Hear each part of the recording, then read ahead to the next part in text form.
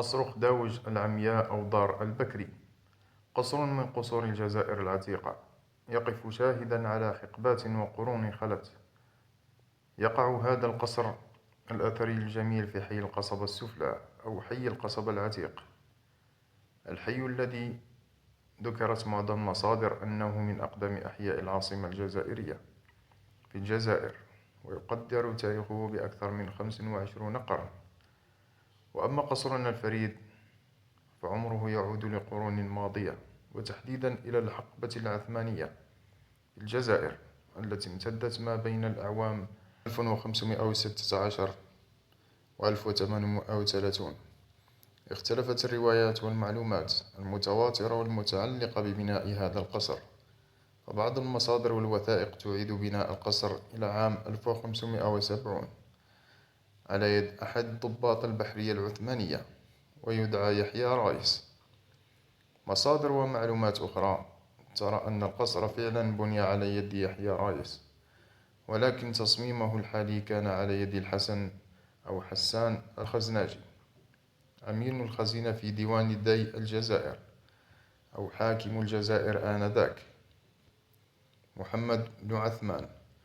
وفي هذا أيضا روايتين: الأولى أن الدي أهدى القصر لحسن خزناجي كعربون شكر وتقدير على تفانيه في عمله، والثانية أن حسن خزناجي قام بشراء القصر ومن بعدها المباني المحيطة به بغية إلحاقها بالقصر. وفي كلتا الحالتين كانت نية أمين الخزناجي واحدة: إهداء القصر لابنته المدللة خديجة.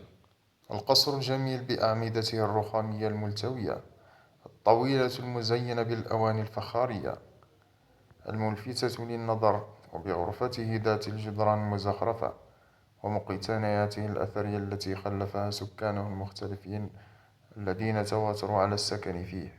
كان في واقع الأمر هدية من والد محب إلى ابنته المدللة، ورغم أن خداوج لم تكن الوحيدة لوالديها بل كانت أختها عزيزة تقطن معهم في نفس القصر، إلا أنها اكتسبت كل الدلال والحب من ذويها وخصوصا من والدها، وأن جميع الروايات تؤكد أن الوالد قد قام فعلا بإهداء القصر إلى خديجة أو خداوج، اسم الدلال الذي اشتهرت به.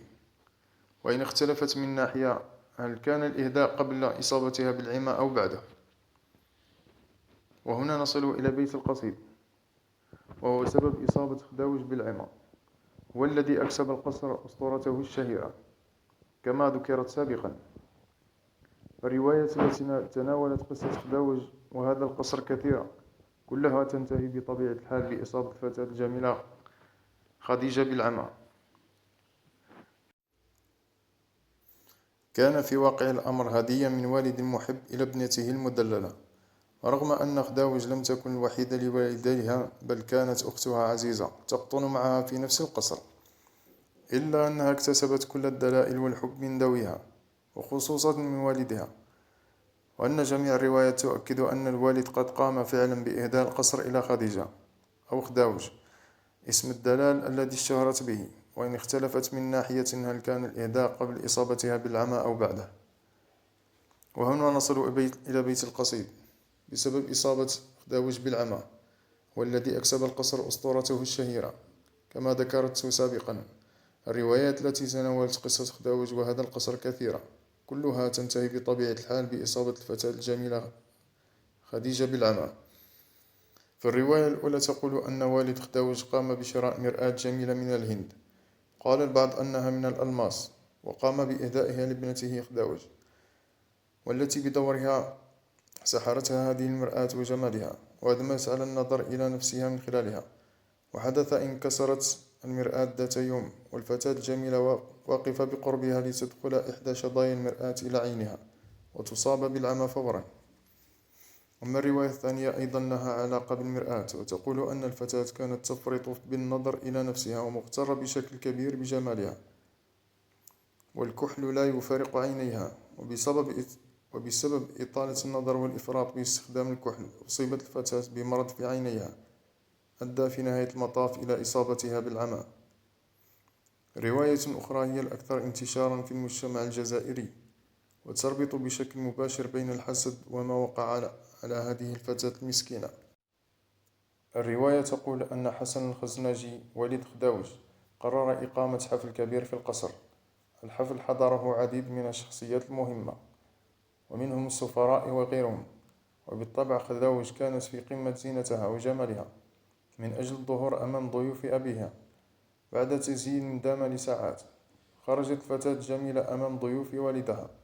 الرواية تخبرنا عن صدمة النساء قبل الرجال من جمال الفتاة الأخاب. الأصوات التي خرجت من أفواه الضيوف دفعت الفتاة إلى العودة سريعا إلى غرفتها للتأكد من جمالها أمام المرآة. وفي تلك اللحظة فقدت الفتاة بصرها تماما. السبب هو الحسد.